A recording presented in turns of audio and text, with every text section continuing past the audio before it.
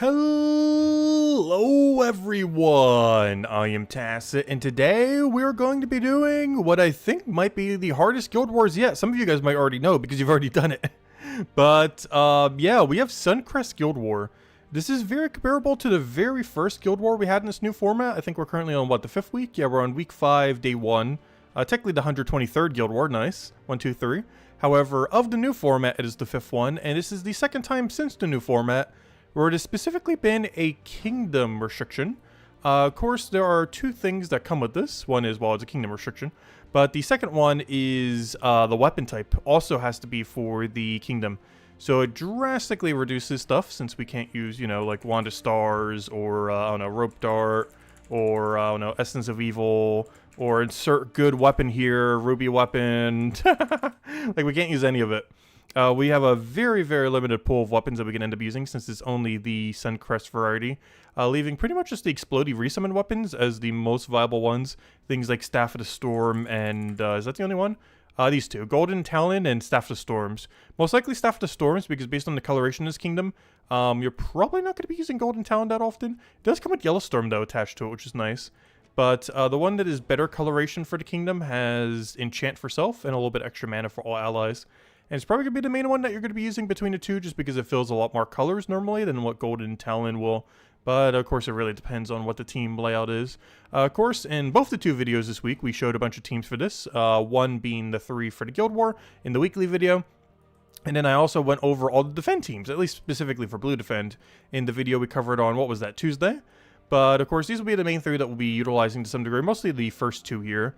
This is mostly if they have absolutely no freeze at all, which is very unlikely, but, you know, someone will hopefully be nice. We then have the mid team, which is honestly probably going to be our team that we're going to be using for a lot of these battles. It has Bless, one of the most useful troops to use if you have it. Of course, there's been no way to target it up to this point, and there's no way to target it right now if you don't have it. You could try to Glory Key drop table, but it might take a lot before you end up getting this thing. You could go through like thousands or tens of thousands of Glory Keys, thousands of Gem Keys before you get a copy of this thing from the random drop table. However, she is in drop table right now. She's just not exclusive, so, you know, there's like a billion other legends in the entire game competing with it. But she has Perpetual Yellow Storm, which gives you the flexibility to not have to run that on hero. You can run Dispel on hero instead. You could run Elementals, you know, whatever you want to run utility-wise. And she also has Bless All Allies. Well, technically Bless All Yellow, but obviously if you're using her, you're probably using All Yellow to utilize Bless All Allies. So, yeah, it can be really, really, really strong. But we're going to be sticking, I think, mostly with this team over here, if they have no freeze, and then switching it out as we encounter freeze. As the first battle is guaranteed to have no freeze, so we might as well go and head over there with it. Anyways, hello everyone! Hope you guys have been doing well. Oh, yeah, let me bring over the other chat. Oh yeah, also we will, a little bit later this stream, hand out the mega code. Let me hand out one of the smaller codes right now, but we do have one of the old Cat Day pets, which I think we had the pet for, did we already have one? Wait, was that last Wednesday? I think I already got it, right? Did I forget to grab it one day? That'd be sad. Did we forget the pet? No. I'm pretty sure we got it already. I'm just forgetting. That's not it right now. But, oh, and that's a cool little raven thing. I didn't even realize that was the pet for that. I like that one. But, gosh, what was it? Didn't we already get it? Pretty sure we did. Where's the calendar? Calendar, help! I barely even remember it because it just came and went so quickly. But yeah, on August 6th, which yes, that did happen last week, and I did indeed grab it on August 6th. I just forget it happened. Somewhere's in here is the cat. But yeah, of course, we already had the one for this month, and we have the ones for one of the old months. Where is it? See if I can find it real quick. We definitely have it somewhere's in here. I just have no clue what its name was. We'll know it when we see it, hopefully. There it is, right there. But this ended up coming in for the International Cat Day thing. We had that last week. Did I upgrade it? Yeah, you already upgraded and everything. But we had this last week's Wednesday, and we'll be handing out one of the old ones in a little bit. But for now, here's a random code of just some loot. Wait, is that the right one? Yeah, this should be the right one. Wait, did I already hand this one out last time? Double check that code is... Oh, never mind, I already did. Never mind. Wow, I'm out of it today. Anyways. Where are we going? Where are we going? Let's go to Guild War. Let's go straight into it. Alright. But anyways, hello everyone. Let me do all hellos first. Hello Jets. Hello Chad. Hello Cynical. Hello Ron. Hello Stacy. Hello Cookie. Hello everyone else. Welcome, welcome, welcome, welcome, welcome. Okay, let's get into this. First battle. Oh, looks like some people have been staying back. Oh no! Is it that difficult? I don't know. What do you guys think of the difficulty for this Guild War so far? How has it been? Oh, my paste. Because I did the redeem code, I don't have the copy paste fail. I keep forgetting to use the same copy paste. Let me go grab it. Because this definitely seems like it's gonna be one of the hardest ones that we've had so far. Like second hardest, maybe even hardest. But no, let's go see. Paste this in. Boom, boom, boom. See how it goes. So Quetzalma is great if we can actually be up against a team that has no entangle. How often this will happen is to be determined, but this is a team that has no entangle, so let's see how it goes. I don't think I need to change anything here. Just double checking everything we have. Yeah, it should be fine. Alright, let's get into it. Let's hello, Logic Slayer. Welcome, welcome, welcome. Obviously, this is the free battle. The other four are the actual real battles. We have blue to yellow convert when using this team. We unfortunately do not have any blue to yellow alignment here. So not much we could do with that. Just going to have to keep getting our mana.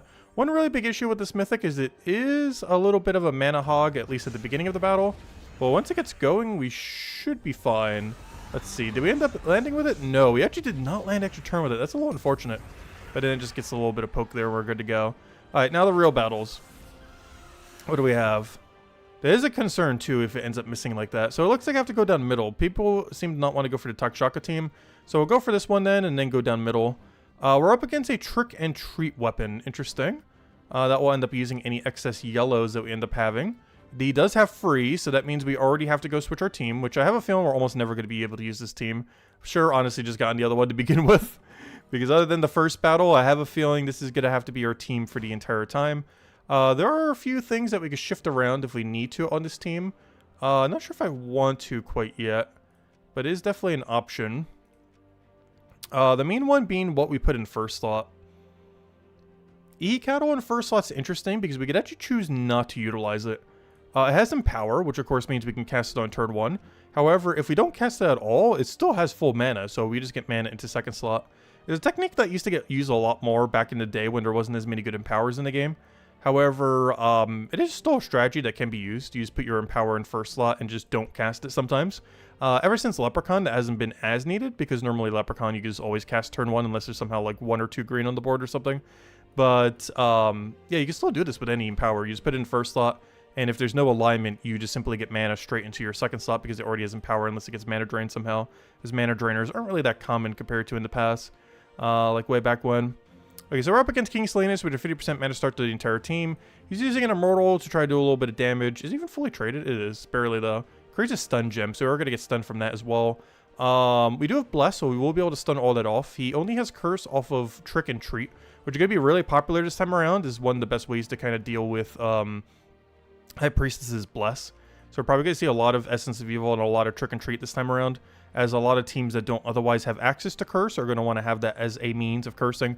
Not to mention that this is a pretty yellow-heavy spam color, so, you know, it ends up using yellow, so it ends up being able to gain value there. It's not using a yellow banner, though, which is interesting.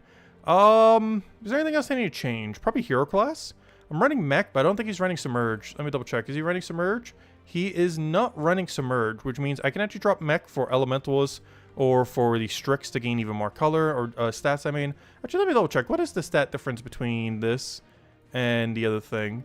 So, of course, this is what we will have. I think the main reason why I won't be changing to Strix, because we have the double redundant Yellow Storm, is, let me see if I can go find it. Stormcaller. The amount of stats is mostly attack. And for that reason, I don't think we bother with it. I think we just go Elementalist and have an Elementalist War whenever this comes up. It might even change to Submerge on Elementalist if applicable. We're up against a B-Trick, so honestly, give me the Submerge. I don't want Barrier. Give me Submerge here. I think we'll go further for us. Was that Brown Storm? It's just going to get overwritten with our Yellow Storm, so I might as well just give some blue allies some life. A little bit extra yellow magic is great, Insulated is great, and Snap Freeze is great. Don't think we need to change anything else. But yeah, we're giving up our Barrier on Brown for Submerge, as it will deal with B-Tricks a little bit better, as well as a lot of these teams that will have a mechanic like that. And I'll keep to the Explode. I could go with Color, but I'll go for the one Explode instead. Hopefully that shouldn't interfere too much. It might, just because we're converting into yellow specifically. So maybe I'll end up ultimately turning that down, but for now we'll keep it on. The alternative would be to set it to blue so that we can get it up a little bit quicker.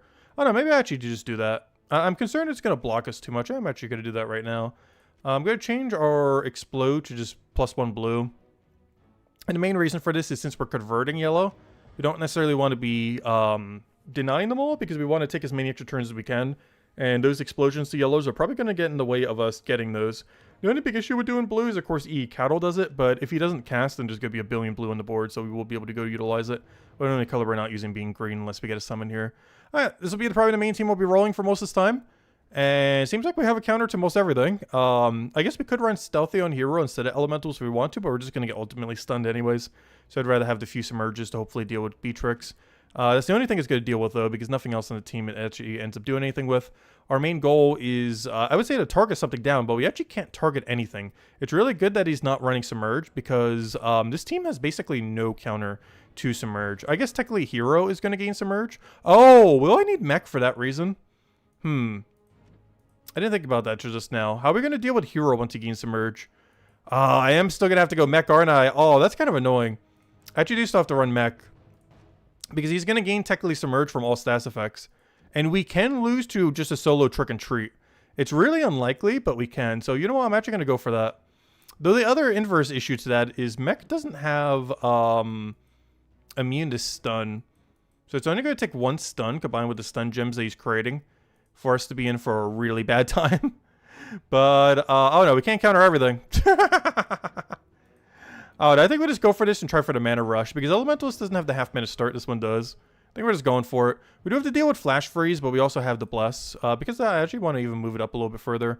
Honestly, I almost want to move it up all the way if I really can, just so we can kind of get it going. I almost want to move into First Thought, really, just so we can really get the Bless off immediately to try to deal with everything that he has, and then cast everything as we need, one by one, and kind of have the layout a little bit more like this, I think.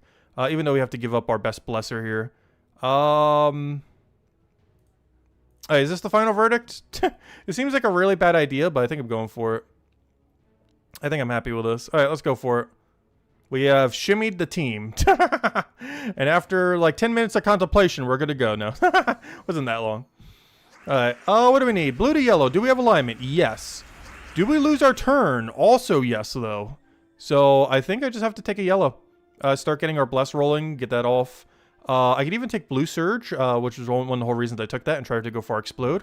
I did not get the Blue Surge. Oh, wait, do I not plus... Oh, no! I forgot. I switched off the thing, so I don't have +1 blue anymore. Okay, that's definitely a factor. I don't have another blue that I could take either. Was hello, Key Collier. Welcome, welcome. Okay, I'm going to take this and hope he doesn't take the green. Otherwise, we're in trouble. He does not go for the green, so I can go for that green then. Oh, no! We are frozen on brown. No! We are still frozen on it.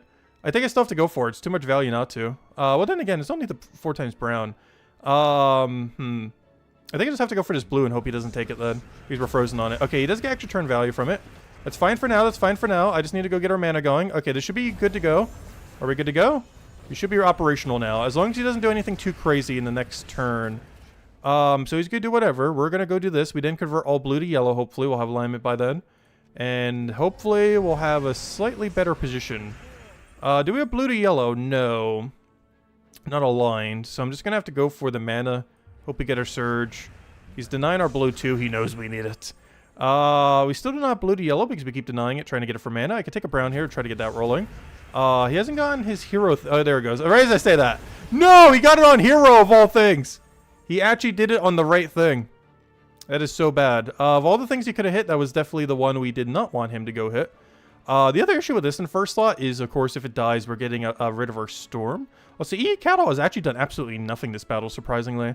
It's been in a weird position where it kind of had to have done nothing so far. We can go get our Explode to go do damage pressure, but honestly, at this point, do I just go for Skull? He does have 50% reduction. Otherwise, he gets the cast. You know what? We're going to let him cast. I want to get our Explode. Okay, he does go for cast and just ignore the thing.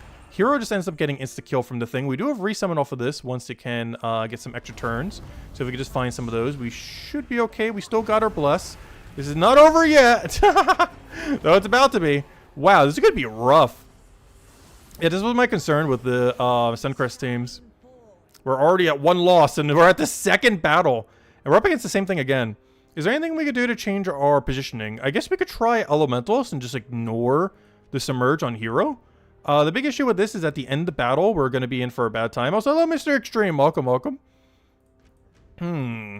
Let's see. We could just try the Elementalist route as we were originally about to go do. And just try it in this order as we were originally going to go do. I don't think we could change much beyond that. You lost all your battles, or your last battle? Oh no. Yeah, it's going to be a really rough category.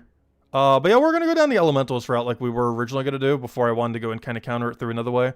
Because if we're at the point where it's starting to cast, we're probably at the point we're going to be losing anyways. So let's just go really heavy damage pressure and go from there.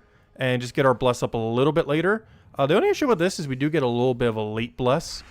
But as long as we get the mana, it doesn't really matter if we get it a little bit later. Luckily, his freeze had something that had immune, so we're in a really good start. Unfortunately, I don't need any of this red, and I don't have alignment on the other thing. So, a little bit of a bad Ihi Cattle start. As once again, this is the second battle in a row where it starts by doing absolutely nothing, which is definitely not what we wanted to do. I guess we'll go for our brown now and get our explodes and kind of go from there. We'll also be able to skull distract here because now that we're using Ihi Cattle, we really don't care at all if he takes skulls. So we actually want to deliberately bait out as many skulls as we possibly can. One of the whole reasons for using that there. And then we get a resummon over top of it. Yeah, I think we'll just stick with this all-out layout. If we see this, we're just going to hope it never casts. If it's at the point of casting, we're probably already losing. So we're going to just ignore that this even has Submerge and just pretend that it doesn't. Because if it's already casting, we probably already lost if we're that deep into the battle. And hey, look, see, we can still get Submerge. We can just get it off a random status effect. It's really unlikely, but, you know, we can still gain Submerge with this team. It's just not guaranteed that we have a means of doing so. Oh, never mind. Actually, with Elementals, we do end up getting. What am I saying? This team actually gains more Submerge than the other one. Because we have it on the Elementalist thingy. Okay, oh, and we have alignment here. Perfect, perfect, perfect. All right, so we do that. Boom, get another burst. Okay, yeah, this is definitely the layout. The big downside to this layout is... So this was originally what we were going to do. We should have stuck with it. Because this is the one I would test anyways. But the biggest downside of this layout compared to the other one is it gets a really, really late bless off compared to the other ones. Alright, so do we go down middle or the other side now? I guess we go either or based on where the scores are. I think I'm just going to take this since we already took one loss so far. I am going to go for the slightly easier path technically. As this is Takshaka and this is Takshaka. So this is Goblin Team, which will be the last hardest battle here. He's using this weapon for some reason. Why? Deal a bunch of damage to the first two enemies, +4 per temporary level, bless all red allies, and curse all red enemies. He's trying to do this to counter Elementalists, it looks like. So I see what he's trying to do here. He's trying to do that for the blast and then go crazy off of that and then do normal Elementalist shenanigans. Yeah, that's actually pretty good. It's only one color, so it's kind of annoying to get him, or, you know, he's going to have some trouble getting mana into it. But at 6 explodes per turn, I don't think he's going to be struggling that much. It's an interesting Goblin Team. Honestly, I'm not as scared as this as Infinite Loop. It does have a lot of damage. But, oh no, it's just not really going to do too much. Like, it's a really slow team, but it's a really consistent team. We just have to be slightly quicker than it. Main question, though, is he running Submerge? No. Okay, we should be fine then. There's no Submerge on it. Alright, we should be fine. I don't think we need to change anything else. Let's get into it. Just double checking. Alright, so we are in a bit of a trouble after he gets the first cast off. As that 4 times bless, we don't really have a good way of dealing with at all with this team setup right now. However, the goal is to try to win before he ever does it, so we don't need to worry about it to begin with. Alright, we'll take over our mana here, hope for some cascaded mana. He'll do a billion explodes every single turn, that's to be expected. I can convert here. It is not extra turn, but it is so much mana that it almost feels worth it. However, I don't think it is. Oh no, do we go for it? Let me double check. What's our extra turn value? We're already still using Elementalists. So we do get another freeze down if we do it. I think we do go for it. A lot of that mana is just going to cycle right back into him. However, we do still get the extra turn value there. So we'll take that, we'll take that. We'll try for Bless off of this. We still could try to get it there, even though the other one doesn't have full mana yet. It's about to from this. See if we can get an extra turn from this. We did not. He'll do a couple shenanigans, but then we can just cleanse it all off. So he does that. Unfortunately, he got the curse on the first slot, but I believe it only curses red on our team. So we should be fine now. We just have to give up our E cattle, which is fine. He's just going to one-shot it right here. The whole point of this team is to give up our first slot and then keep resummoning. So he's going to kill this. There it goes. We already knew that. We'll then go for a little bit of explode, and then we have 2 different ways of resummoning. We have this off of 35%, and we have this weapon every time it casts.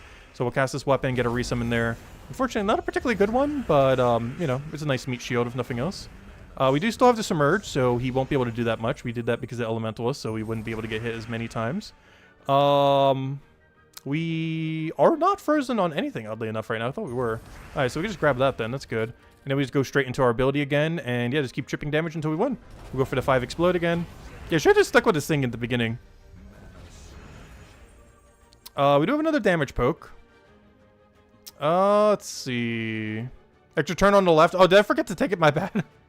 I think we still got like a bunch of extra turn that other spam or the other turn, so I ended up working out pretty well by the end. Also, we got one from Sky right there. Nice. Because it's yellow storm right now, whenever we get a 3 yellow there, a lot more likely the 4th yellow will also fall into place. What does this thing do again? It's a tower killer. If there's a storm, eliminate 5 magic, then conjure a random storm. Yeah, we don't really need that. It's a little bit of poke damage if he's about to get to full mana. But I can just do that to do that, so we don't really need to mess with it much. I'm not sure where Genki's been. I know she's been doing a lot of Paleo lately. Has she been streaming at all again, or has she still been stopping with that? Yeah, we'll go for the poke. I'll get a random storm here, but we get perpetual yellow storm, so it doesn't really matter what storm it ends up doing. And then we just get the kill for the win. But yeah, we should have just stuck with this team to begin with. This was kind of like the main game plan and the main one we tested for. So yeah, we're just going to stick with it the whole time. Probably should have for that other battle too. Just got a little bit RNG'd on it, unfortunately. Oh yeah, so this, apparently a lot of the people in this kingdom running this axe. It's an interesting premise. They're trying to use this to counter Elementalist. The problem with this team, though, is how's you going to get it mana? I feel like it's going to take forever for that thing to get mana. But they're trying to give all their red allies Bless in order to counter Elementalist, while also using Elementalist himself. The question, though, is did he remember to use Submerge? No. So far, every single person in this kingdom is not using Submerge for some reason. But they are using a Bless to counter Elementalist, but they're only countering Bless and not... I mean, they're only countering Elementalist, but not the Submerge from it. So he's using 2 of this other guy. This, oddly enough, actually helps us if he misses. As he's creating 4 yellow gems every single turn. Which, if he misses, we can utilize way better than his team can utilize. His team doesn't even have a single yellow on it, whereas our whole team is pure yellow at this point. So, yeah, he might actually be able to help us. Hey, Genki! Speaking of her, there she is. How's it been? Welcome, welcome, welcome. Why are you needed here? I'm not sure. Someone was mentioning you earlier, though. Let's see. But I hope all has been well. Alright. So this skull, once again, I'm just going to let it have. I don't have any good alignment here, so we're just going to poke a little bit of mana. Try to get our weapon rolling off the ground. I want to try to take it in a way where we're going to hopefully have a good way of getting full mana the following turn, so I'm going to take it this way. And there's the lightning gem I was talking about, giving us free value, as we'll be utilizing it way more than his team will be utilizing it. So honestly, this team is mostly just helping us. I'm not sure why he's running it like this. Like this team's not bad, but on this given week, you wouldn't want to be running these most likely. I know that Taurus doesn't have that much to work with, but I feel like you would have been better off doubling up on the red Enrage guy, the pure red one, than you would have been doing double of him. As Lightning Gem just helps this category way too much to bother using. I'm really surprised he went that route. As now, whenever we do this, we get even more value too because he explodes all yellow. But destroying them with Lightning Gem does more value than the explode. So we're actually going to be gaining more mana than we otherwise would right here, due to him creating all the Lightning Gems that just gives us free value instead. Really weird decision. But I'll take it. Taurus doesn't have that many options, so it makes sense. You don't have much to work with Taurus. Alright, go for our explode. Yeah, I'm kind of sad that we lost that first battle already. I should have just stuck with the original layout. I think we would have been fine. Because this was the original plan to begin with, and then I switched it before we even got into it. But I think we just got to stick with this team for like 90-95% of the time. There will be some situations where we are going to have to tweak it slightly. But the team that we did it on, I don't think we need to do. I did it to try to counter his one Submerge, but honestly, if that weapon is already casting, we already lost. So no need to counter the Submerge aspect of it. Because there are way many other things we need to be worried about other than the Submerge if he's at the point where he's casting that weapon. And as match. Hey, that went really smooth, though. It is Taurus. Taurus is so free. But there we go.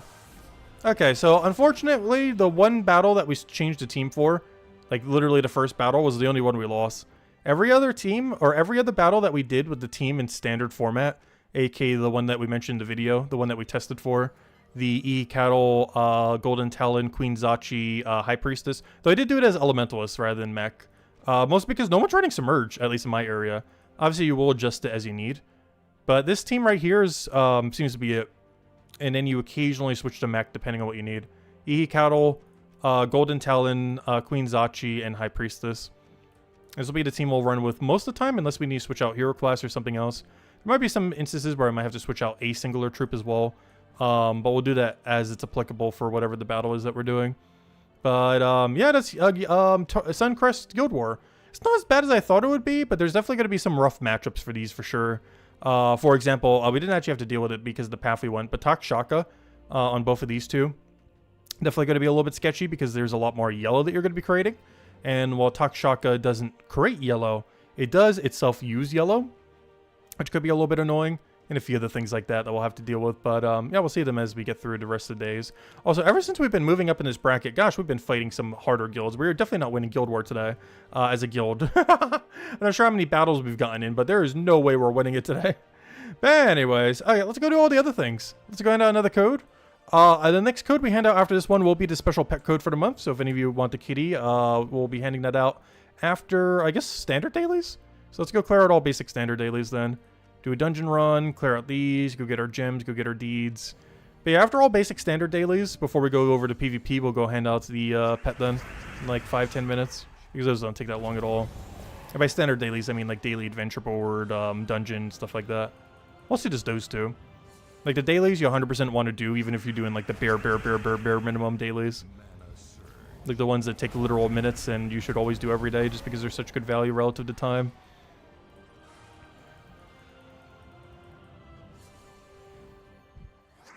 Genki seems happier after she left. I don't know, I still been enjoying Gems of War a lot.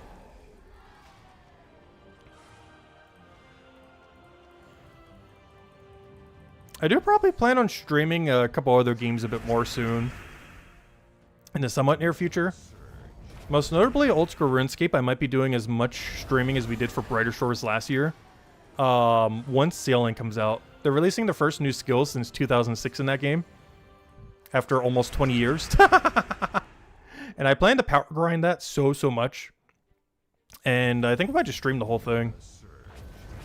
I do it like we did with Brighter Shores, where we do it for like almost 10 hours a day or something. Alright, let's keep going.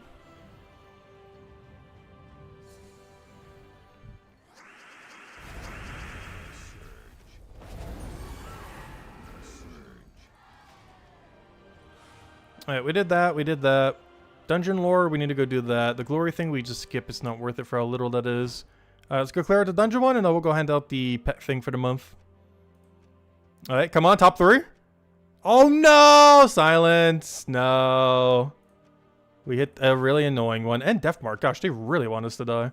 Alright, let's go cleanse. Not gonna bother putting a cleanser on. Normally my solution to that is just go cleanse metal and hope it works out. The other alternative is, of course, just put cleanse on your team. But we'll do it the other way. We'll be fine. What's the worst that can happen? Other than having to wait like 3 to 4 turns to get mana. There we go. And then the second you do, you just auto-win.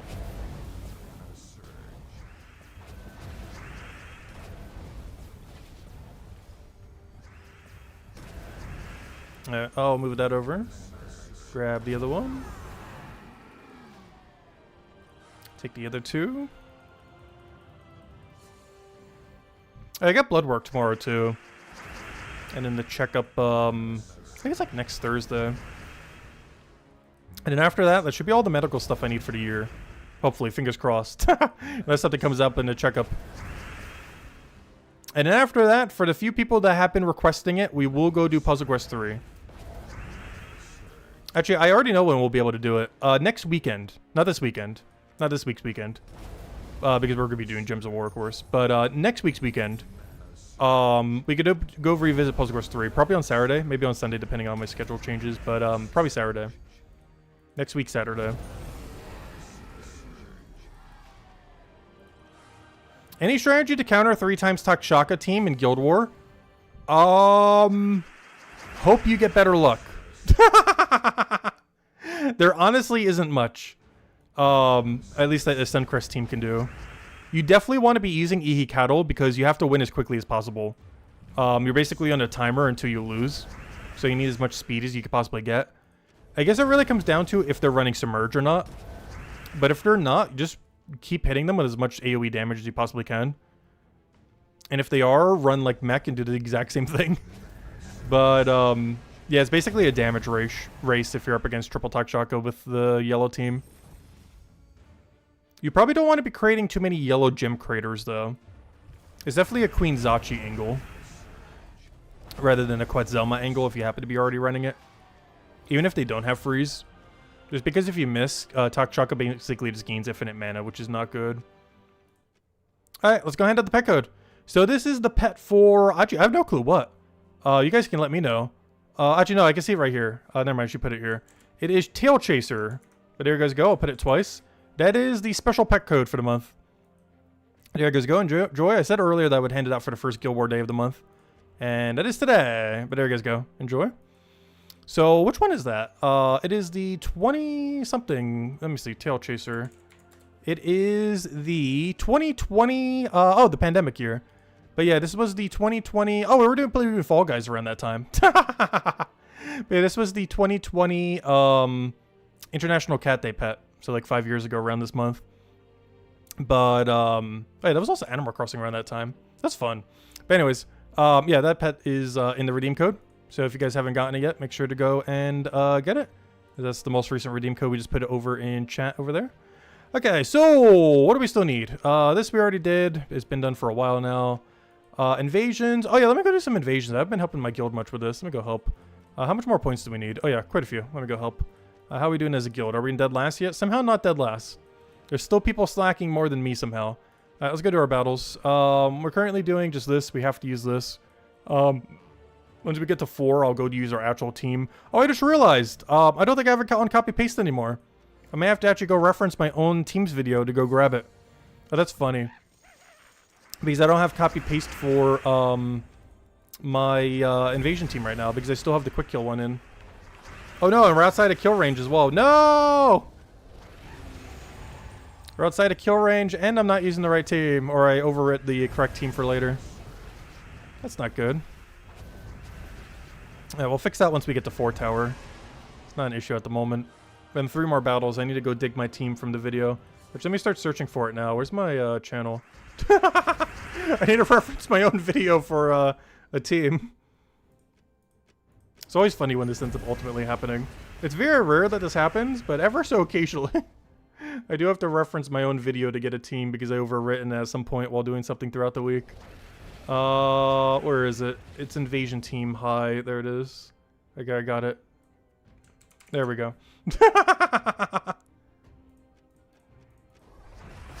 It only happens like a few times a year, I feel like. But there we go. It's normally when I cover multiple different teams' video in a week because they would have gotten overwritten at some point. I don't need to change it for another 2 battles, though. But once we get to 4 tower, I want to start using the other build.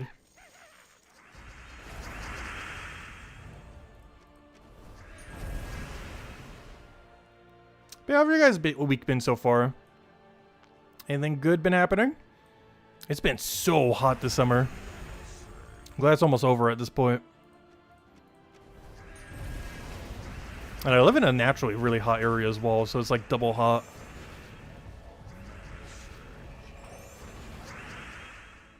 Still been going for walks almost every single day, though.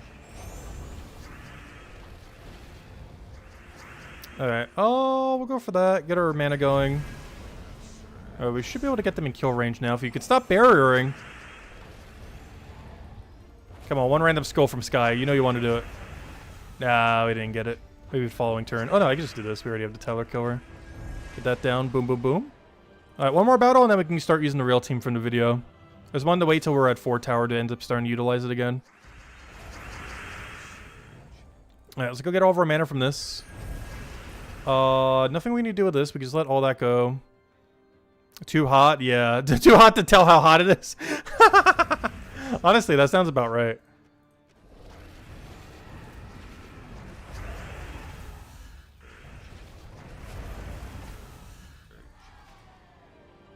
Alright, now let's go switch to the real team. Let's see, which one was this?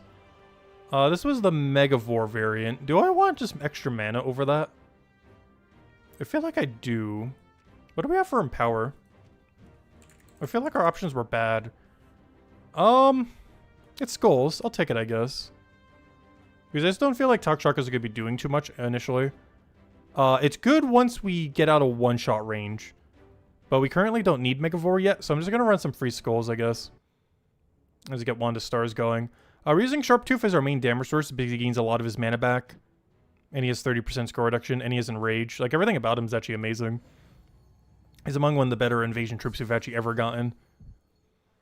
So we're actually utilizing this more than the other guy. We'll still be using it occasionally, because it's still one-shot stuff. But this guy really one-shot stuff, and he has Enrage too, so what's great about that is you get to one-shot through the super armor that he has. He has like 75% reduction. And you just hit straight through it. It's so nice. Yeah, that's pretty much going to be our game plan then. Sharptooth, Wanda Stars, the current invasion troop we basically have to use, and then Apophysis for skull spam. So hello, David!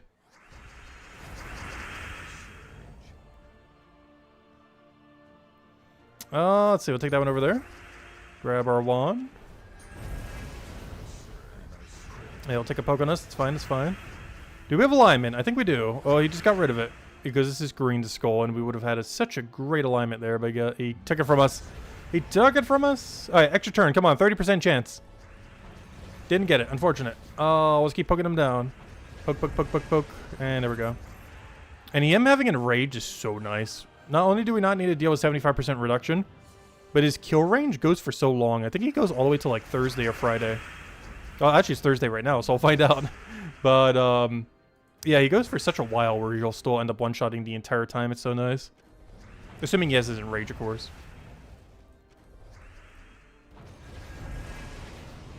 Because that one skull we took earlier was off Enrage. Which is just normal damage. But when he has Enrage, his kill range is so far. And he regains it every kill he gets as well. It's just the first kill that you need to worry about. But after that, he has a really wide kill range. 1.5 times wider than normal. And that's stacked, so he's basically doing 7.5 times damage effectively. Which is a very big number. Look at that. It just destroys everything. He still hasn't landed an extra turn yet, but he got all of his mana back at least. There he goes, extra turn. A little late though, we already won. Oh, so today does not feel like a Thursday. I almost forgot about that. Today's already Thursday. It's like pretty much the weekend already.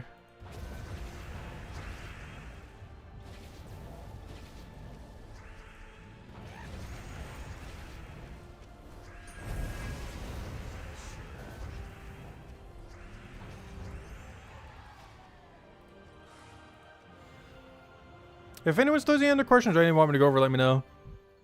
Oh, so let me go ahead and another code. As the pet one is probably used up by now since it has so few claims. I wish I would give those more claims if they're only doing one like they have been. But there you guys go, enjoy. We'll hand out a few more as we keep going. But yeah, after we clear out this, we'll probably go do all of PvP. Though I did some of it off stream, so I'm not sure how much PvP I need to go do. Because I almost forgot we were going to be streaming tonight, so I actually already did some of the dailies. So I'm not sure how much PvP we even need to go do. But we'll go do whatever we still need to do for that, if it's even anything. And then probably a little bit of Underspire, because I barely touch Underspire this week. I'm only doing free battles for Underspire this week, though. I just couldn't bother with how bad the restriction is this time around.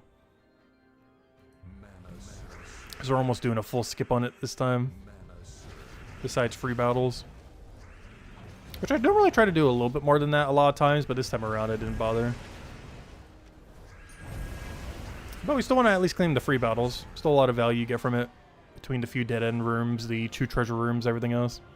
So the first treasure room is way better than the second one.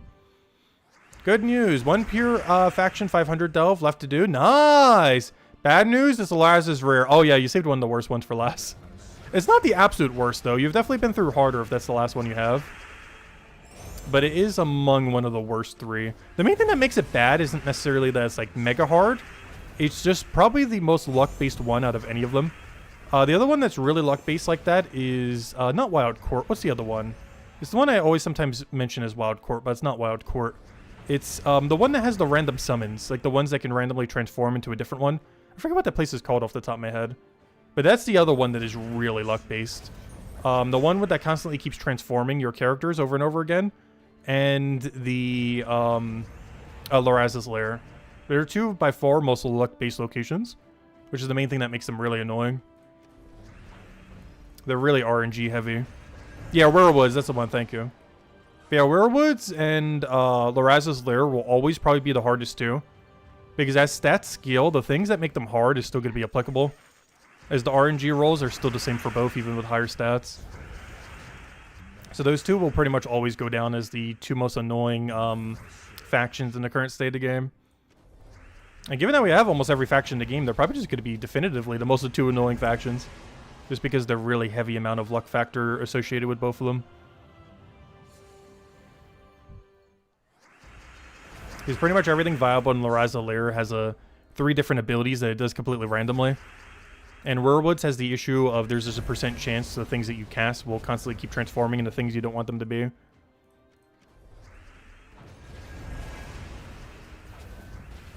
Yeah, a lot of the ones that used to be considered hard in the past aren't as bad. Like, one that used to be kind of considered hard pretty early on was Gate of Halls. Whatever that one yellow one was, that one brown-yellow one, Gate of Halls, top right area. That one used to be considered one of the hardest in the earlier stages of Deep Dubs. Mostly because of how spell reduction worked and how intimidating Gargoyle was. But now that we have a lot more stats and potion effects and everything, it's not as bad. But that was before we had potion effects. That was before we had, you know, a billion more stats than what we have now. I believe they even got a 5th troop, though. I'm not sure that one even gets used at all compared to just the standard layout. But it used to be way harder than it was. Yeah, Hall of Guardians is the one I meant to be saying. Yeah, forget a lot of the faction names. I know what each one associates to, but I keep forgetting their exact name a lot of times. I said, hello, Jamie. Welcome, welcome, welcome. Hope all's been well.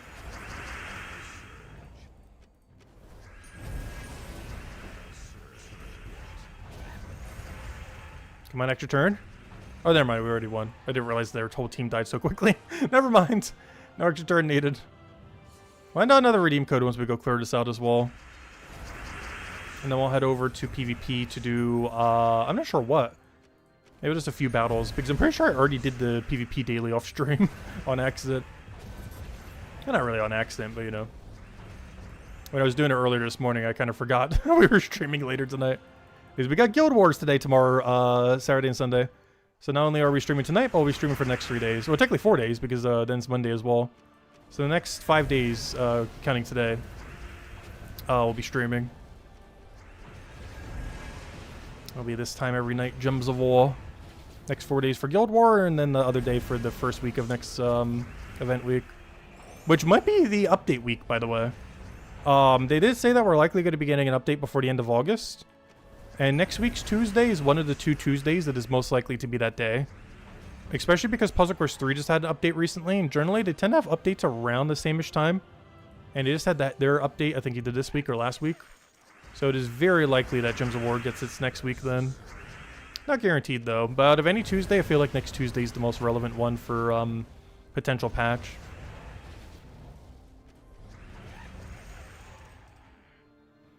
Underworld things are getting a 6th troop soon. Do we know what rarity it's going to be? I hope it's Legend. Because if it's just going to be another Epic, that's going to be kind of lame. And if it's going to be Mythic, that's going to be insane. I highly doubt they would do that. There's no way they're going to make it a Mythic. But I really hope they at least make it a Legend. Or at least make the Epics a little bit more viable that they add for Kingdoms. I mean, for factions. Because a lot of the faction Epics have been really bad. Like, so bad you're not even going to use them in the faction level bad. Like, you know they're bad if you're not even using them for the faction. Like, it makes sense if you don't use it in the normal gameplay. Or, you know, when you're allowed to build, like, literally anything. But if they're so bad that you're not even using them in the faction themselves, then they're really, really bad. If they're not even better than an average faction troop.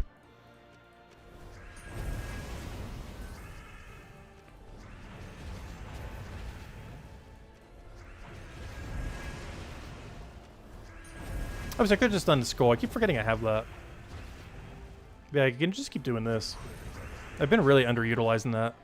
But you have green to skull whenever you feel like it. Which can easily end up winning out a battle with 2 or 3 pokes, depending on how much alignment we have. This thing is already so strong, I keep ignoring it. Just because we keep winning with everything else so quickly.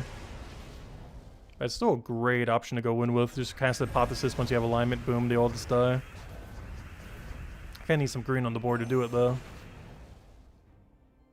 Alright, this battle's not going the greatest. Come on, give us some alignment or something. Where's all of our value?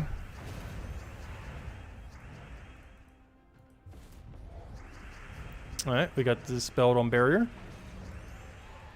I actually kind of forgot I even did that. Oh no, wait, how do we dispel it? Never mind, it was from the explode. Because this thing doesn't have dispel. It was from the one explode thingy, never mind. I was gonna say, how did he remove the barrier? What do we need here? To kill the Raven Tower in case it runs. I feel like that thing never does, because unlike a normal Raven, it has an absurdly high mana cost. Normal Ravens only have 10, but because it's a tower, it has a tower amount of mana cost, which is 16. So it very rarely ever gets to escape because its mana cost is over 50% higher than a normal Raven.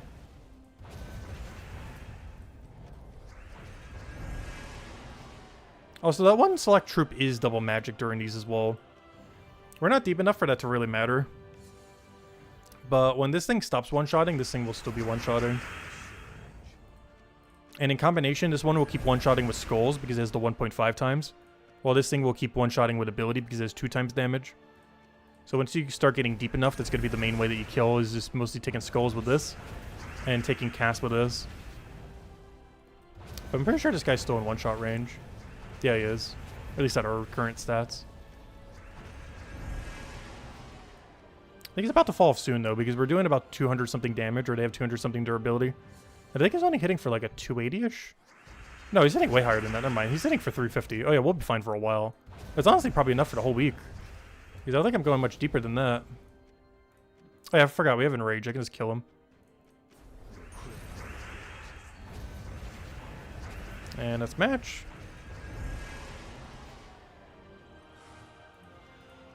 Yeah, that's kind of unfortunate if there's going to be doing another array of epics. But who knows? Maybe they'll make them a little bit better this time around. There's one of the things I hate when they do like a bad PvP weapon thing too as well. Is they spam it for like almost an entire year. It was really nice when they were doing it for exploding weapons because that was such a good category. But the current weapon category that we've been getting for, you know, basic weekly weapons is so horrifically bad that every single one of them is dead content the second they come in the game. Like, for example, the weapon I'm referring to is, I don't even think I mentioned the videos these days, they're so bad. This category of weapon. Oh no, actually they did this one a little bit different. Never mind. But they still kind of do it like this, where it's based on a troop type kind of thing. Where it just gives a bunch of life and attack here to all monsters and then blesses them. This one isn't as bad compared to some of the ones we've been getting. But a lot of them are just like deal some damage, and then if you're fighting against that category, like deal some slightly more damage. And it does like almost no damage. This one's actually a bit more unique compared to some of the ones we've been getting. So this one's not as bad. This one's a bad example of it. Because this one's actually like not horrifically bad. I don't think you're normally going to be using it. But it does give a bunch of attack, life, and bless to an ally. Well, technically to all monster allies, and then blesses them. So if you're using a 4x monster team, this can be applicable occasionally. Like, how often are you doing that? Not often.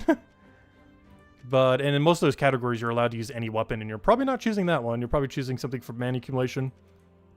Oh yeah, we got the orb from the event. You always get the orb and the 65 gems as you go through invasions. It's one of the ones that you always want to do up to this threshold. As you get 65 gems for going up to stage 6 and completing it.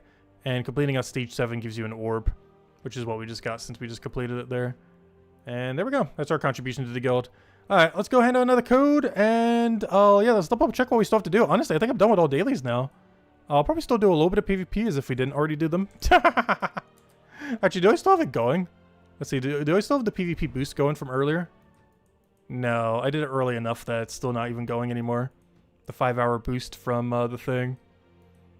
But yeah, we already got all of our Valhawks. I already did the battles. I believe I did it for Giant. I'm pretty sure I did it for Giant with this team right here. Will it show me the team? Should be able to. Even though I can't do any more battles. I think it will show me if I do it here. Yeah, the team we used was Wanda Stars, Immortal Ossifer, Baldir, Zephyrus is for the Mana Link. And just kind of a standard, just quick kill Mortal team, just with a bunch of Giants around it. Titan for 50% Mana Star on everything except for Immortal Ossifer. And yeah, this is what we end up rolling with for it. They already did that earlier. Well, I guess we'll just do a few PvP battles then. There's nothing I can actually spend it on right now. As I do kind of want to try to make lower threshold. So I don't want to do too much. Actually, maybe I should even just do none. I don't know. I think we're already going to have enough, too many points, but because we're doing Guild War. And Guild War is going to shove us too high, I think, this week. If we keep winning, which obviously we want to do. Alright, let's do a couple central area then. So maybe we can get the booster going for tomorrow. I just got to make sure I don't overshoot for tomorrow then. But yeah, any other questions, any things, let me know. Otherwise, tomorrow we'll be back for the Guild War. Hopefully without a loss. We got to go make up for the one shimmy we did on the team today. Because once we brought it back to original state, we won every single battle. So we're just going to keep it like that and keep rolling it for the rest of Guild War. And it should be fine. And that'll be the plan for the next few days, as well as everything else. We don't have any weekend event because the weekend event is Guild War.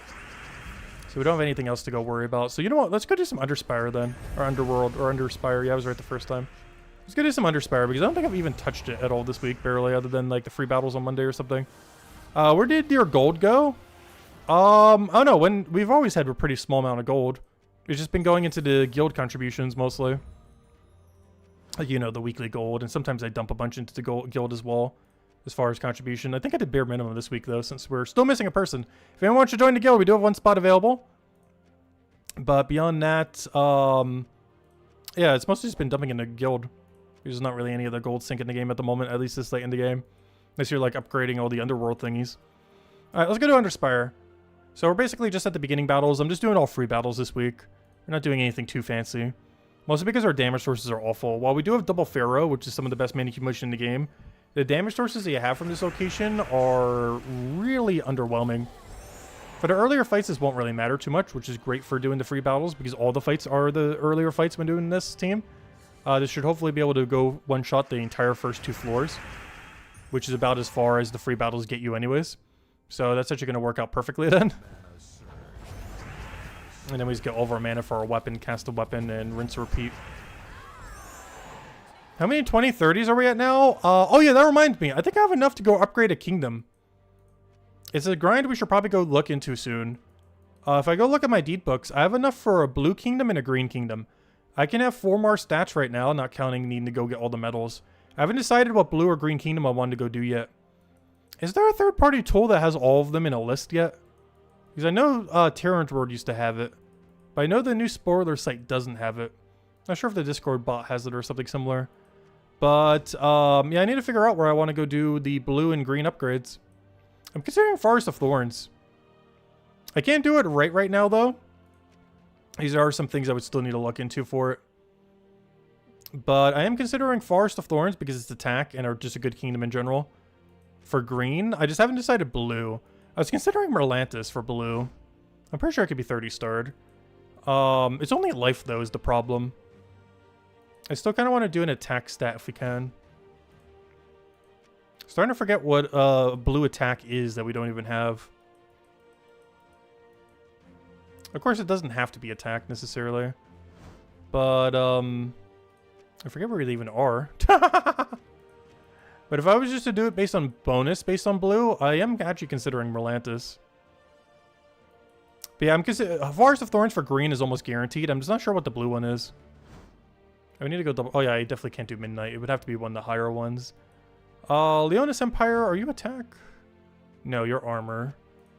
So Leonis Empire, Drifting Sands isn't, Suncrest isn't, Bright Forest isn't, Darkstone isn't, Blighted Lands isn't, Hellcrag, I'm pretty sure isn't, though. It doesn't even have enough to be upgraded, even if it was. I don't know, let me go double check. So Forest of Thorns almost guaranteed going to be our green. Maybe I will go do that now then. Because I think Forest of Thorns is 100% locked in. I think it was blue I mostly didn't know which one I wanted to go do. No, that was red. Didn't they change that color at one point? Midnight was blue, but it's not upgradable to max yet. Zolkari's purple. Kakarot purple. Wasn't Broken Spire blue or was it brown? No, it was brown and it's only HP anyways. Divinian Fields was like yellow or purple or something. Wild Plains was probably like brown or green or red. It is attack though. But yeah, I'm considering Merlantis. The only downside to Merlantis is its only HP value. It's not even armor or something. But as far as team bonus, I feel like it goes the furthest way out of any of them. Sword's Edge we already did. Pride Lands, Golvania, Donna, White Helm, Kedar. Kedar's purple, right? Not blue? Yeah. Volpacia is not upgradable enough even if it was. Stormheim is 1. Was Droxzoom 1 as well? No, Droxzoom was brown. Honestly, Droxzoom might be my next brown upgrade. I need to go look into it once we get a little bit more. Stormheim is an option. It would make them even tankier than they already are. Glacial Peaks, we already did. Pan's Veil is definitely not the right color. Mergrim Woods is probably green, yeah. Urski is probably brown. Oh, Urski is not a tank. I think it used to be. And Silver Glades, of course, already maxed in purple. Yeah, it's a toss-up between Merlantis and Stormheim on what the Blue Kingdom is. The problem with both is that it's HP value. But I don't think any of the other blues were really particularly noteworthy. Unless I forgot one somewheres. And I'm leaning towards Verlaine. Okay, we can do a vote right now. We can do a poll. I don't know, what do you guys think? Which is the better kingdom to upgrade? Merlantis or Stormheim? Merlantis has the advantage of having a billion submerge things, as well as having pretty good in-kingdom synergy. Stormheim does too. Well, not submerge, but it has a lot of tankiness. Like a 4x Stormheim team is actually one of the tankiest in the entire game, as far as base durability is concerned. Whereas Merlantis' big thing is it has a lot of submerge. Like a whole lot of submerge. They're both HP values, so it's not based on stats. It's based on basically kingdom synergy. But we'll leave the vote there. They're both pretty good. As far as like what their 4x team can ultimately end up doing. But they're both going to be upgraded eventually. It really just comes down to which one we'll do first. They both give the same stats, so for most teams it's going to be the same amount of benefit. One other thing to consider with Stormheim too is sometimes you run a double giant team. Double giant teams would gain a benefit from it, as well as triple giants. Like right over here, we can actually see like a partial giant team. I think we have like 3 giants on this. You actually gain quite a bit of stats from that, even just double giant, because that would end up increasing how much HP you get in those kind of situations. Like if I get rid of Zephyrus here, and go check our team bonus. Like if you're just using 1 giant with this, I think you get like an extra 4 or 6 HP, whatever it ends up giving, from having this 1 level upgraded higher or whatever it is. It's not that bad. Alright, let me go get the Link guy back on there. Of course, that also applies to Merlantis hero class, but you don't use Merlantis hero class as often as you do Stormheim hero class of Titan. Titan used to be way more viable back in the day, though. It's not that it isn't viable anymore, just it's kind of gotten replaced by Mech and Elementalist in most situations. One angle or another. Alright, what am I doing here? Underspare. I'm gonna keep doing Underspare then. I don't think we'll do all of our free battles right now, but I do want to go finish off floor 1 while we're here. We'll conclude on that then. It seems like Stormheim's currently winning the poll, so I'll go do that in a little bit if it's still winning then.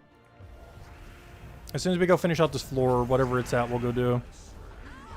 I don't think I have enough to go all the way though. And by that I mean I'm not sure if I have enough kingdom troops in the kingdom medaled. So I might just be able to get the 1 bonus rather than the 2. But I will go get whatever we can done at the moment. But I think we're going to be bottlenecked by Explore 12 again. Something we need to go do soon at some point. I need to go do a hefty amount of Explore 12 grind. I've been neglecting it so much in recent years for other game modes like Underspire here. But we really need to go get some tokens again. As I'm actually starting to run out of not even having enough to upgrade kingdoms. Like, we're not even being bottlenecked by deed books anymore. I'm being bottlenecked by a resource you can literally infinitely farm. Really conveniently as well. We just have to do, like, tens of hours of Explore 12. But if we fully commit to it over a week or 2, it could easily get done. Maybe not for every kingdom, but at least for every kingdom we need to go upgrade right now. It's not going to take that long. Like, in a single weekend, we could probably upgrade 1 kingdom. If we were to, like, power grind it over that duration.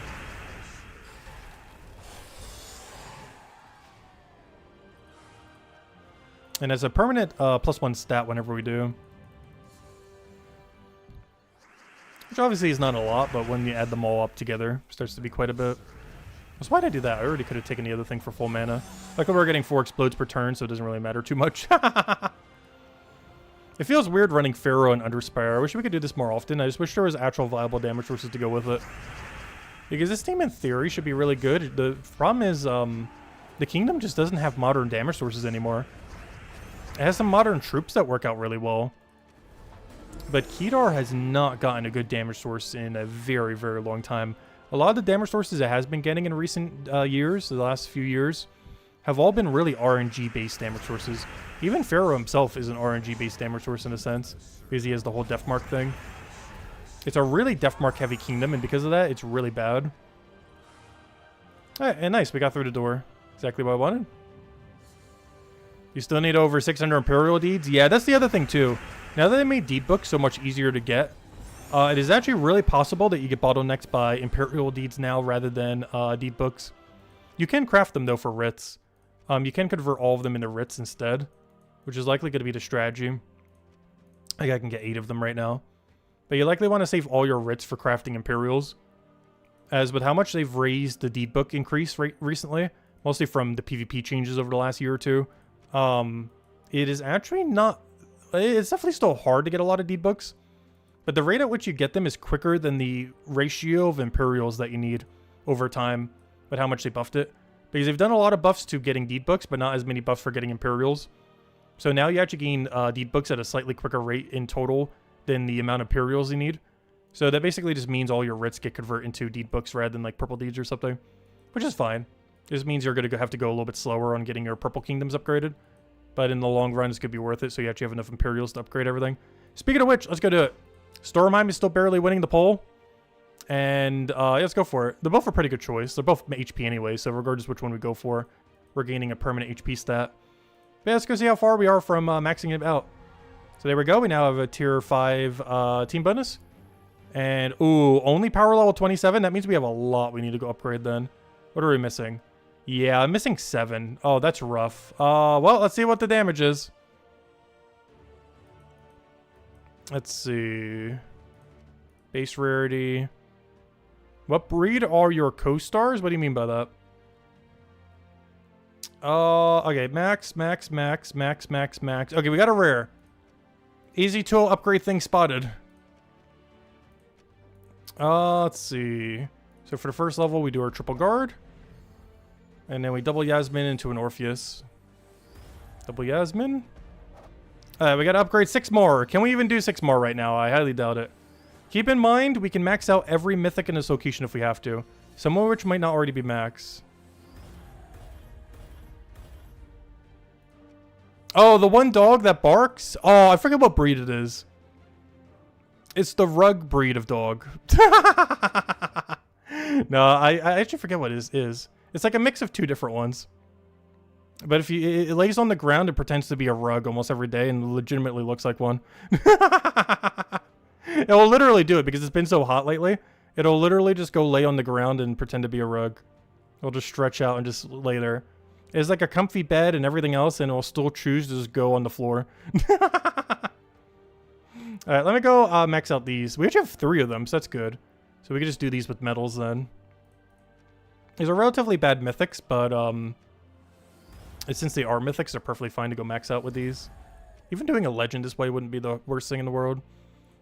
Let's see. Orb. Therasilver. Theragold. The mop dog? No, it's not one of those. It's not that moppy. It's rug, but not a mop. Let's see. Onyx Giant. Wish I would have made Onyx Giant more viable. It's an interesting premise. It just backfires too much.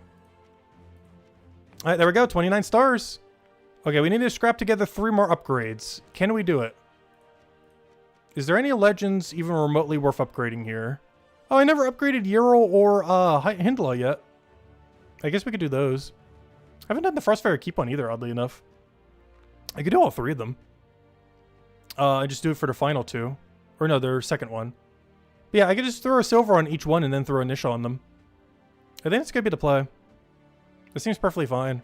And then we don't need to worry about upgrading any of the like weaker trash down here. Because some of these are actually viable. Like 4 times Giant Team sometimes run Ural, 4 times Giant Team sometimes run Hindla. And Frostfire King, honestly not bad. Freeze Burn per extra turn. Very rare that you run it, but it's not a bad troop. You run it for the Peer Faction if nothing else, though we already obviously did the Peer Faction. But yeah, I think let's upgrade these 3 then. I would say Baldir if we didn't already do it. I'm just double checking that there isn't anything else like really viable in this kingdom that we might want to upgrade. But from what I can tell, this one's not bad, but it's probably not going to bother. Yeah, it seems to be the way to go. He's already upgraded the Good Faction Troop, the Valkyrie, back when it was soul farming. That was way back when, before those upgrades even existed. Alright, so we are going to have to use a couple silver orbs here, but that's why we have them. It's obviously not as good value on a legend, but we're pretty much at the point where we've already done all the mythics. So yeah, it's not that bad to go do it on a legend. So it's going to be Hindla, Ural, and Frostfire King. So the way that we'll do this is this guy does need a bronze, so we'll throw a bronze here. Was I running? Why do I have so few bronze? Why is my silver stack so high? I know I've been taking double for it a lot more often. But when did this happen? Wait, how do I have 108 silver, but 47 bronze and 46 gold? When did this disparity happen? I guess because I was using a bunch of the bronze one of the days to go get all the initial levels. But what we're going to do here for the final level is just use Inisha and do the upgrade this way. Before, you'd want to save the Inishas for the other way around using on Mythics, but ever since they did Orbs, you actually want to do it for the final level of a Legend instead. This is actually way better overall value now. Whereas before, you basically want to use it all in on Mythics and not use it on Legends at all. But now it's the other way around. You want to use them exclusively only for the final level of Legends. So you can skip the gold level thing and just use a bronze silver on them. Yeah, I know. Underspire is the main culprit. Because every single week I do the 50 all. Or, you know, if you buy 50 gems per week and do floor 4 completion, that's the main thing contributing to it because I keep doubling it every single week. I just didn't realize there was that big of a disparity in how much I've been doing that. I know I've been doing it for a little while, but I didn't realize it made that big of a gap. Because, wow. We have like double the amount of silvers right now compared to bronze or gold. And the reason why our bronze are so low, even though they're really common, is because I upgraded like every single thing in the game that was like mythic and legend and I think even epic. No, I don't think I did epic yet. But like every legend and mythic in the game, I did that at least bronze level, which is where all those went. I'm just double checking I'm doing the right one. Good to go. Also, I'm even starting to run out of niches now, though. We had a surplus for a little while, but I'm actually starting to run dry on them. Okay, so do we go do Forest of Thorns right now, too? I guess we'll go check. I don't think I have enough to go get Forest of Thorns all the way, though. But since we're doing all the upgrades, might as well. Let's go do Yarrow. This should be the last one we need to go do. Actually, let me go double check. Yep, I need one more. And this will be the iconic Yarrow Fire Mantle. The main legend that puts this whole kingdom together.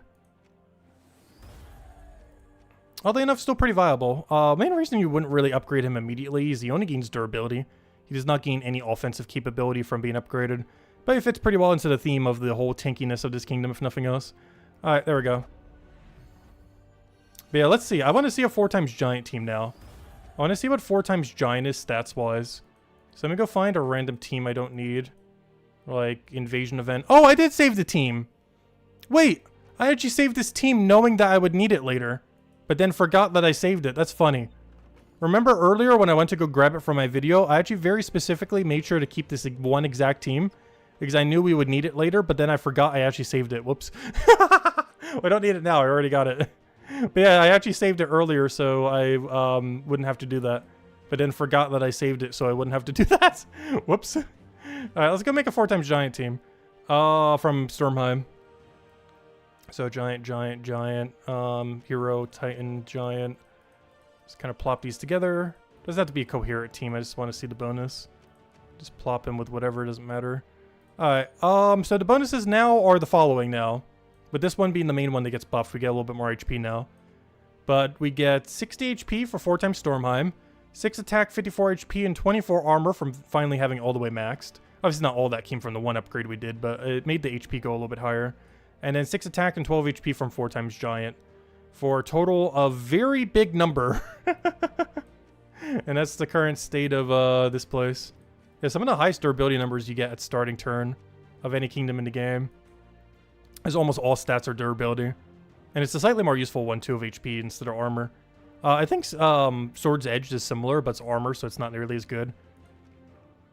But there we go, 30 star. Alright, now let's go do Forest of Thorns, might as well. Since we're doing a kingdom upgrades. I know, Guild Wars has begun, we already did it. Alright, let's go do Forest of Thorns. I don't think we have enough to go and upgrade the kingdom though. But I do have exactly 28 to go and at least get our one attack here. So we'll do that. Boom.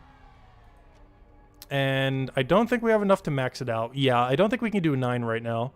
It's something we'll need to look into doing later. But we need to upgrade 9 troops here. Oh no, let's see. How many of these are bronze? 1, 2...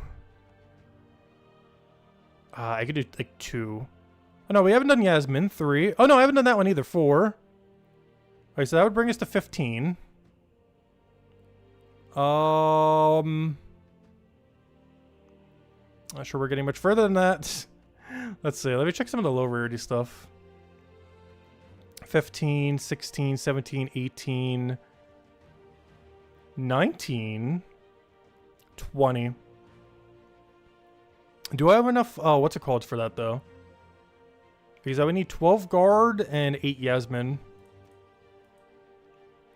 I wouldn't be able to run pure HP, but you would never run that anyways. I actually do have enough. Okay, let's go do it. Never mind. We do have enough for the permanent +1 attack.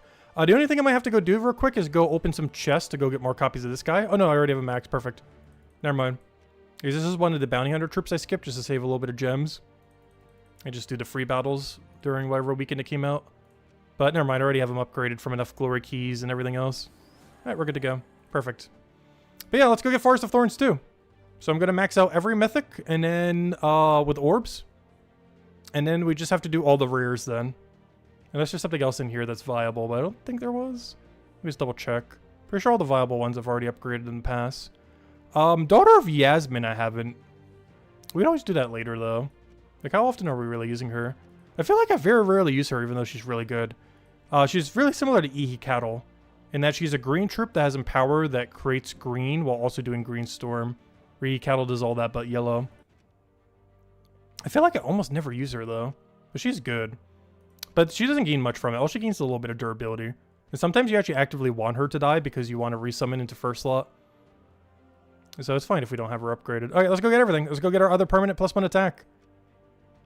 Let's go upgrade these old guys. Do all the mythics first. These are the freest. Just throw some orbs in them. Which is technically pretty expensive, but you know, we have quite a reserve of orbs at the moment. It's not as big a deal. It's what they're meant for. Might as well use them. Because right now we're kind of just hoarding them for nothing. Might as well get some stats from them. Alright, do that. Boom. Do that. Boom. Oh, let's go hand out one last code as well. There you guys go. Enjoy. If only we could hand out a code that has like a glory medal thing in it. That would have been fun. Unfortunately, that's not what's in there. And Yasmin, surprisingly not upgraded. She's not that good, so I guess it makes sense. But surprised I didn't at some point for any reason. Now, let me just double check how many more we have. We should be 4. Yep, 29. Oh, no, sorry, 5. So we're just going to do all the low rarity stuff. Honestly, maybe I should go do Yasmin. The problem is I need to go double check what metals we would use if I do go do it on her. Do I have enough to scrap together? I do, barely. Yeah, we could do Yasmin. Alright, let me go do Yasmin. Because she actually is really viable. I don't use her that often, but she is really good.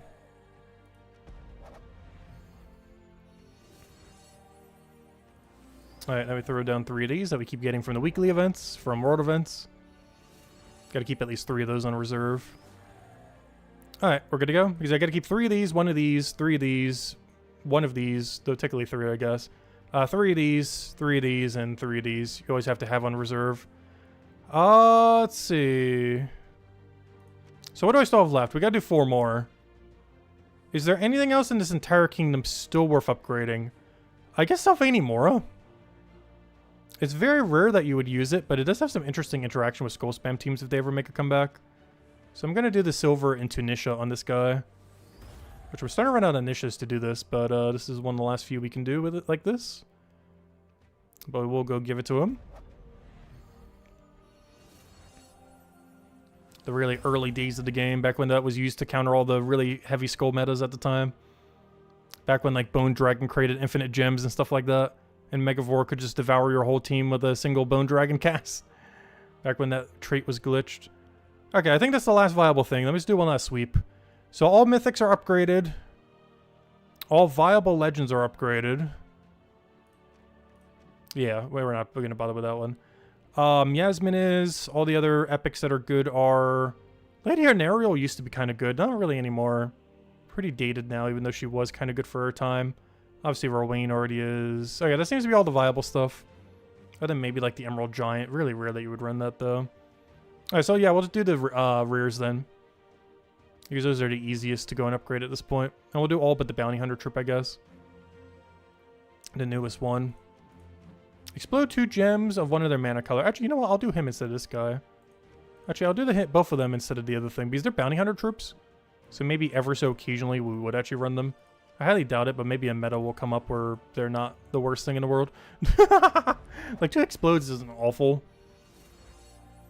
At least for Bounty Hunter standards. Wait, do I even have enough of these? I just realized. Yeah, I barely have enough. We are barely gonna have enough. I think I might have to dip down to 2, but I highly doubt we're gonna be needing it for anything anytime soon. Owlbear I definitely want to do because they can be summoned. I'm actually surprised I didn't already have this upgraded at some point.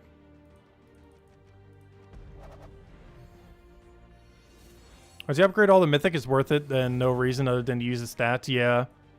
Well, I still want to try to put it mostly on high rarity stuff, even in that situation. Just because we're wasting a lot of value from them otherwise. Like, I wouldn't want to use it on, like, an ultra rare, for example, or, like, this rare. Even if we had no other way of doing it, it would just be better to go farm them.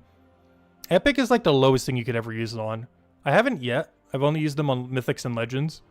But Epic, I would say, is the lowest thing you should ever use them on. Because you get the lowest 3 ones really easily just from doing Explore. Is you get a lot of the common one, a lot of the rare one, and a lot of the ultra rare one.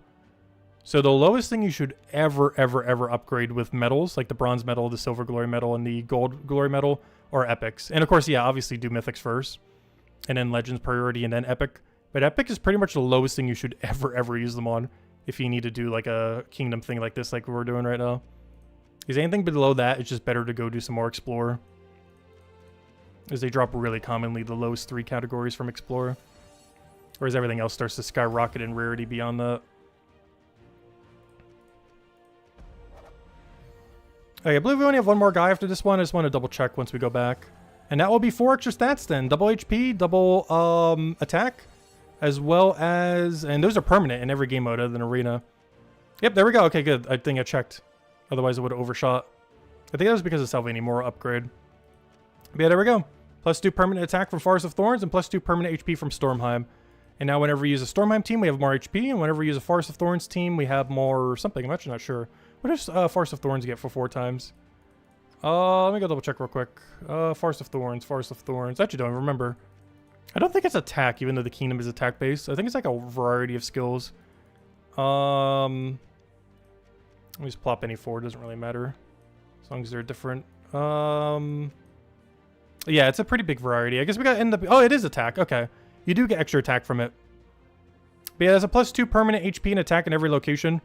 And now whenever we use a Forest of Thorns team or a Stormheim team, we have more stats. A little bit more HP for the Stormheim team and a little bit more attack for the Forest of Thorns team. Which isn't as relevant for Forest of Thorns because you're normally not utilizing attack too much for it. Though Alderfather does have some skull spam. There are a few ways to utilize it. But it's mostly an Entangle Kingdom, not necessarily a utilizing attack. It's more so an anti-attack kingdom in a sense. Because a lot of the kingdom is, you know, for countering it because of Entangle. There's like the OG Entangle location. Still is. But, yeah, there we go. Nice. And hopefully that'll help us in Guild War as well. Not like it'll matter much. 2 HP and 2 attack, but you never know. But there we go. Anyways, guys, any other questions? Any things? You know what? Let's hand out one last code. Why not? Otherwise, we'll be back tomorrow for same time as always, 8 p.m. Eastern Standard Time, hour and a half prior to now tomorrow. And we'll just keep running through Guild War and everything else. And go from there. Now with our newly found upgraded kingdoms and everything else, go mess with Guild Wars again and yeah, keep chipping it down throughout the entire Guild Wars event. Then of course on Monday we'll do all the normal Monday stuff. And Tuesday might be patch day. It hasn't been confirmed yet, I don't think. But one of the next 2 upcoming Tuesdays are likely to be the patch. Could be next Tuesday, could be the following Tuesday. Unless they have to delay it beyond August. But yeah, should be getting a patch somewhat soon as well. How many max kingdoms do I have, Mini? I actually don't know. That's a good question. It's not really hard to tell. Let's see. We'll do it based on how many are blue starred, so we know how many are truly max. Let's see. 1, 2, 3, 4, 5, 6, 7, 8, 9, 10, 11, 12, 13, 14... I feel like I might have counted one twice, but it looks like about 14. Last time I forgot to count one or counted one twice. It's slightly hard to tell. It's like 14-ish, give or take 1. Which means we're pretty close to half. Kind of. Almost there. Because how many are there in the game right now? There's 38 and we have 14. So we have a little bit more than a third of all kingdoms upgraded then. Or fully maxed. Obviously a lot of them are pretty deeply upgraded as well. But we have 14 out of 38 fully maxed out. And that's from basically spending nothing on deed books. Aside from the standard $10 pass, I have never bought in any deed books ever in the history of the game. The only thing I've ever gotten them from is, like, sometimes when they have, like, the monthly pass and stuff like that. Like, obviously any of them that are in this campaign and similar things. Like, whenever they do a new kingdom thingy. But I never, like, if they have, like, a flash offer to go buy, like, 6 of them or 8 of them or anything like that. I never buy those. But yeah, that's a pretty decent position for not buying any deed books or going out of your way to buy any. The only deed books I have that are extra from the standard amount are any season passes. So whenever they've done kingdom season passes, or obviously the, you know, the one that always goes on the campaign ones. Those are like the only extra deed books we've been getting, like these green ones. Actually, that's what helped us get it too. The extra green deed books that we got from the season was enough for us to upgrade Forest of Thorns today. Otherwise, I would not have had enough. But those are the only extra deed books. I never buy into flash offer ones or anything. And yeah, we have 14. If you would have bought on all of them, I think you would be closer to 22 right now, I would want to say. Like 20, 22. If you bought like every offer that has ever existed for them, maybe even a little higher than that. As you would definitely have at least one of each kingdom upgraded, so you'd have at least 20.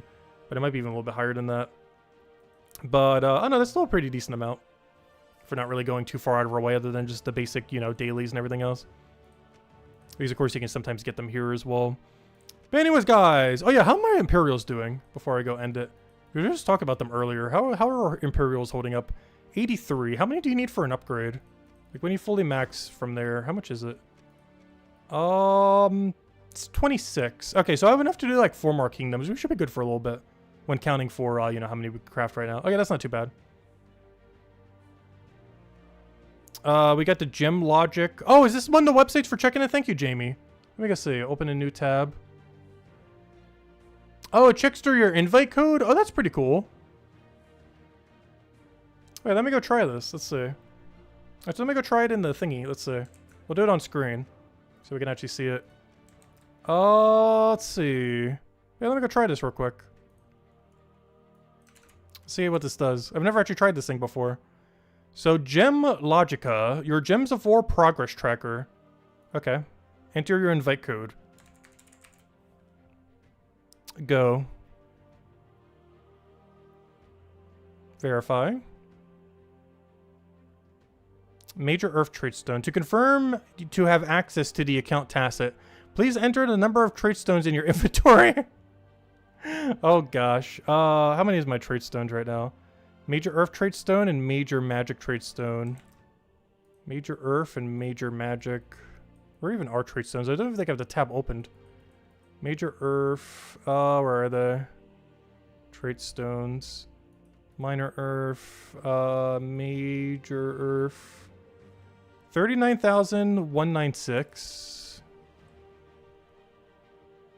39,196. And Major Magic is 25,438. 25,438. Alright, let's see what we get here. Loading data. Oh, wow. Yeah, this has a huge breakdown. Wow.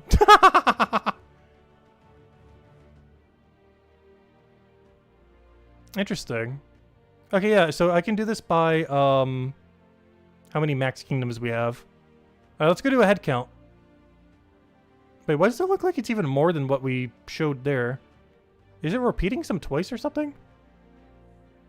Why are so many coming out at level 30? Oh, no, it's showing that it can be 30'd. Not that I have it 30'd. I was looking at the wrong column.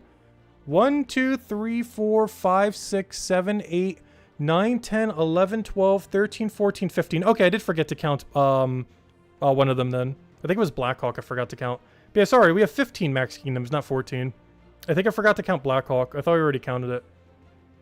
But yeah, 15 max kingdoms. And as far as skill bonuses, we're only missing 1 magic, which we'll have once we get our purple deed books. I'm missing 4 attack, though 2 of them I don't even think can be max at the moment because they can only go to 23 and 27. So I'm only missing Wild Plains and Suncrest for attack. What colors are those? Let me go double check. What is Wild Plains and Suncrest? Because those are the only 2 attacks I'm missing. Wild Plain is... So I might want to invest these colors into it. So that's red and assumably yellow. Yeah, so red and yellow. That might be our next red and yellow target then. Because then I'll have max attack. Because currently it is not possible to max out the other 2 that are attack. At least not at the moment, until later. As Cinemirage and Draxzoom cannot be maxed. They're at 27 and 23 respectively. Oh, it even tells when they're going to be getting increases too. Interesting. But yeah, Wild Plains and Suncrest are the only 2 attack kingdoms we don't have. So that's where we'll put the red and yellow next. So we already know where we're going to be putting those then.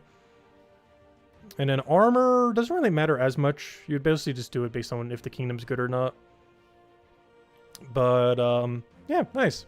Yeah, it's a nice little infographic thing. Pretty cool. Interesting. And there's a couple other ones too, like trait stones, achievements, other things. But yeah, that helps us then. So yeah, it's mostly Suncrest and Wild Plains. And obviously Brighter Lands once we get the Magic Deed books. How close are we on that, by the way?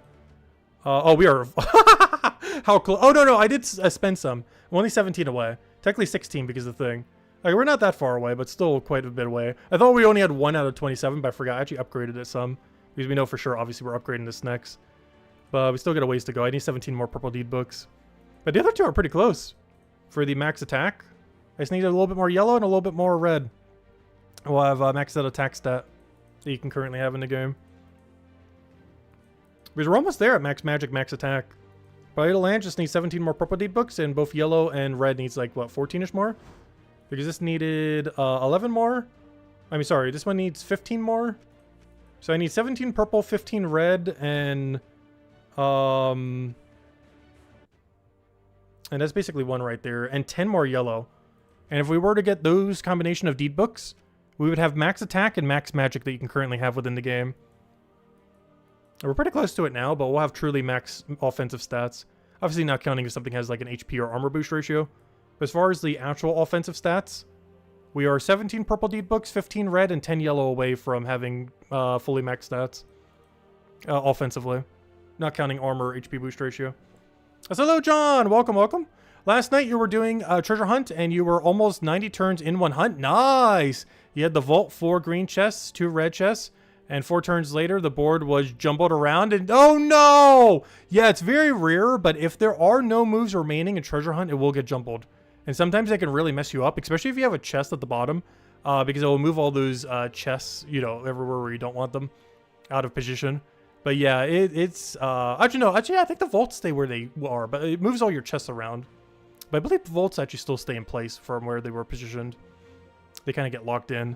But yeah, that's really annoying when that happens. Very unfortunate. Are you trying for the achievement or just doing treasure hunt for fun? It's still the best way to get gems infinitely. There's just a lot of dailies and other things that tend to give it for better time value though. But it's still the best way to infinitely get gems, like 50 to 70 gems an hour doing treasure hunt, depending on how quick or how well you do them. Click on the Kingdom tab first, and you can sort by color as well. Oh, can you? Wait, let me go check. Kingdom tab, you can sort by color. How do you sort by color? Because that's just sorting alphabetically. Where's the color category? Skill, power, max. Preview, kingdom. Oh no, where do you see color here? Pets. Oh wait, these are categories though. Factions, I see. Classes. I guess like collapsible categories, I didn't realize that. Shiny troops. Interesting. Wow, this is a pretty good tool. The kingdom above that? Oh, I see what you mean. Okay, perfect. I didn't realize it was collapse. Okay, let me go see. Yeah, so based on blue, the options that we had were Midnight, which is not even maxable. Merlantis, which was the main thing in question. Leonis Empire, which is kind of meh. And Glacial Peaks, which we already did. And obviously Sword's Edge and Stormheim, which we already did. Well, now we did Stormheim, but you know what I mean. Interesting. So for green, we did Forest of Thorns, and our other options were Magrim Woods, which is not really worth it. Volpacia, which can't even be max. Zacian, which we already did. And Zolcaria, which obviously we already did because it's a Magic Kingdom. Red is definitely going to be Wild Plains for the attack stat. As it's the only one that can be maxed under red that we don't have maxed yet. Yellow is going to be similarly Suncrest because of the attack stat that we don't have yet. And that would bring us to max attack. Purple is obviously going to be Blight of Lands because it's the only magic stat we don't have. And after that, it would probably be... what do we even have as our option beyond that? It's a toss-up between either Kedar for purple or Golvania for purple. That is sad. I don't know. Hopefully I'll have another purple kingdom by then. But even then, it probably wouldn't be worth upgrading because they have so few troops. And then brown is going to be... Oh, yeah, this is the one we don't currently know what we're going to do with. There's the only color that could get up soon that we don't know how to allocate yet. Because I just used blue, I just used green. We already know what we're going to be using purple on. We already know we're going to use red and yellow. So let's figure out what we're going to use brown on then. Because this is the only one we haven't determined what we're using on next. So as far as brown kingdoms, the ones that are already maxed... Wish I could do 2 of these searches at once. I want both brown and power just so I could kind of see... yeah, power. So I've already done Drifting Sands. I've already done Blackhawk. Our other options are HP, Armor, HP, and Armor. And HP. Urskea's okay. Nexus can't be maxed currently. Kazale is pretty meh. Drakzoom can't be maxed currently, and then Broken Spire. Yeah, no wonder why I haven't chosen yet. These are all awful. I feel like I would want to go for an armor stat since I've already done all the attack. Drakzoom could be good. The problem is Drakzoom's not close enough yet.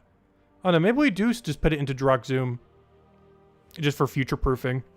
Because out of any of these, Drakzoom would actually be the best one to put it into because of the attack stat. The problem with Drakzoom is it's far away from being 30 starred. But in the next year or two, they probably will be. And we're not going to gain that many round deed books in that time. So maybe I'll just go for Drakzoom and just get only 1 stat initially and just wait on the second one. We'll have to wait a little while, but I think it's better. So yeah, I might just dump into Drakzoom then. If that's the case, I could technically do that right now. We're going to have to wait a little while for the Kingdom Stars though. But we get the power immediately. Though I'll wait until we have at least 28 though, if I'm going to do that. But once we have 28 brown deed books, or you know, enough to convert into them, I will double check then to see if we want to go do Drakzoom. I need to see what his power level is by then. See if it's like 25 or 26 or, you know, almost at 30. But as long as it's getting somewhat close, we'll put it into Drakzoom for our next brown then. So our next brown upgrade is... So we just did blue and green. Purple is obviously for magic on Blighted Lands. Brown is for Drakzoom for future proofing for attack bonus. Yellow is for Suncrest for attack bonus. The final attack bonus. And Wild Plains is for red for the final attack bonus. So that's where we would allocate all of our remaining deed books personally, at least for what we have as far as where we're upgraded to. Yeah, nice. Don't forget to favorite it to save the tool. Yeah, I need to go do it in my other browser so it'll actually save. But yeah, that's a really nice tool. Thank you for sharing. But anyways, guys, let's go hand out one last code, I guess. Oh yeah, let me go post the link too as well for any of you guys that might want to go use it. Is that right there? I'll even go pin it real quick at the end of the stream. But that right there is the website if you want to go check it yourself with your own account. Yeah, that's pretty useful. Thank you for sharing, as well as whoever initially ended up making that tool. Oh, sorry, Salah, I didn't see your comment. Oh, hello, Salah. What faction weekend event is next week? The event calendar doesn't mention it. Does it not? I think it does, doesn't it? Let me double check. Because I don't know if it doesn't mention it. Unless the spoiler thread has it on it. It's for the 22nd. It says it right here. It's for Quarter Foxes. It mentions it in text rather than on the calendar. But yeah, Quarter Foxes on the 22nd for that weekend.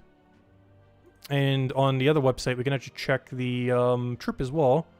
If I click refresh here, we can actually see what the troop is for this upcoming Friday using the other website, the other useful one. Where are we? What am I looking for? I'm looking for, there it is, this one right here. So it's not only Quarter Foxes, which we see here. It's a purple-green with 12 mana, Fey War Gear, and it gets to choose one. Either eliminate magic +2 attack from an enemy and curse them, or eliminate magic +2 from a random skill point on them, and then death mark them. That's okay. Nothing over the top. I forgot what the kingdom normally has as options. It's not great, but it might be okay relative to what's there.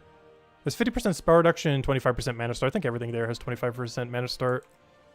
But yeah, that's what we're getting in 2 weekends from now for faction event. Not this weekend, but next week's weekend. But anyways, guys, that's Lolo Defiant. Welcome, welcome. Let me go hand out one last redeem code, and then I think we're going to be calling it there for now. But we will be back tomorrow night, same time as always, 8 p.m. Eastern Standard Time. And we'll run it back and go through everything again. But anyways, guys, thanks for staying around. Hope you have a wonderful week. Have a wonderful upcoming weekend. And I will catch you guys soon. Goodbye, everyone. And thanks for watching. Also, I grabbed this water earlier for water breaks, and I have not sipped it a single time this entire stream. Anyways, goodbye, everyone. Thanks for watching.